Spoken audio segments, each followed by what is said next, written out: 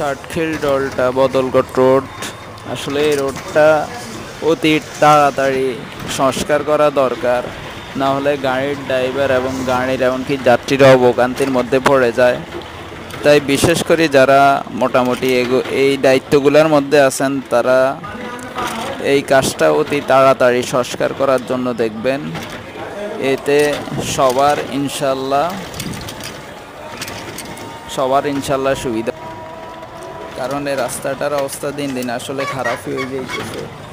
তো ইনশাল্লাহ অতি তাড়াতাড়ি রাস্তাটা সংস্কার করার ব্যবস্থা করুন।